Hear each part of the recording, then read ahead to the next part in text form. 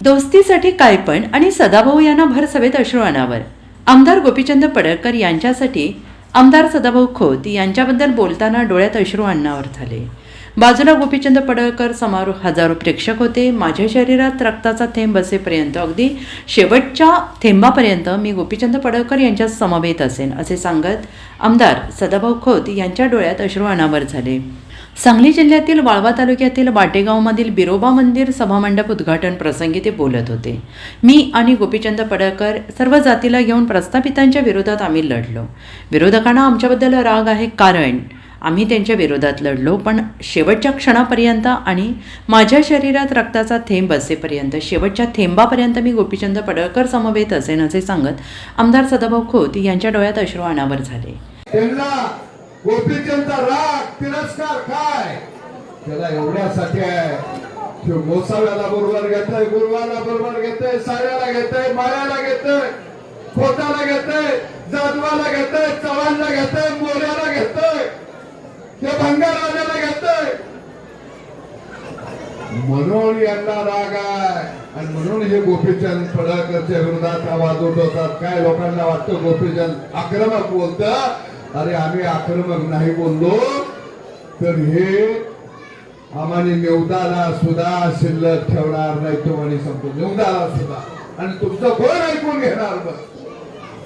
आणि म्हणून निश्चितपणानं हे नेतृत्व आपण जपूया. आज या बिरोबाच्या दारात मी उभा आहे, बाळूमामाच्या समोर उभा आहे. मी तुम्हाला सांगतो माझा रक्ताचा शेवटचा थेंब आहे.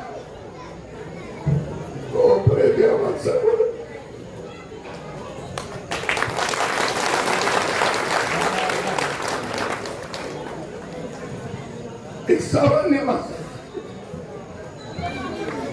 मोठा करायचा.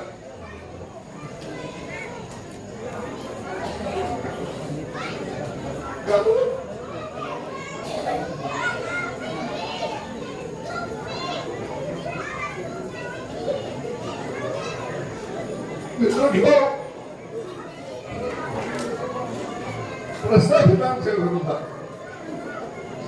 वाड्याच्या विरोधात लढलो. गरिबाच्या बाजूला बाहेर खाल्ला तुम्ही हटलो. ती बाजू घेऊन, ती पालखी घेऊन या महाराष्ट्रामध्ये गोपीचंद पडळकर निघालेला आहे. म्हणून मी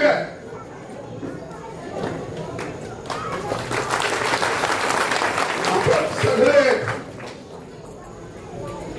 गाव गाड्यातले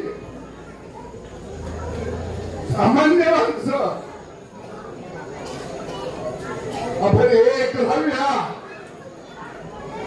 एखाद नेतृत्व आपण जपूया.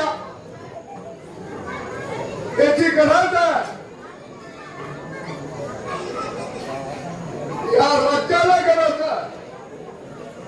राज्यातल्या सामान्य माणसाला गरज आहे. या ठिकाणी माझे मुस्लिम बांधव आहेत, त्यांचा सुद्धा या ठिकाणी स्मशानभूमीचा नाही हॉल पाहिजे तिला जागा ट्रस्टची आहे. आम्ही दोघं अल्पसंख्याक मंत्र्यांना भेटतो कारण त्याला आमदार फटातून. Bureau report SBN Marathi, Sangli.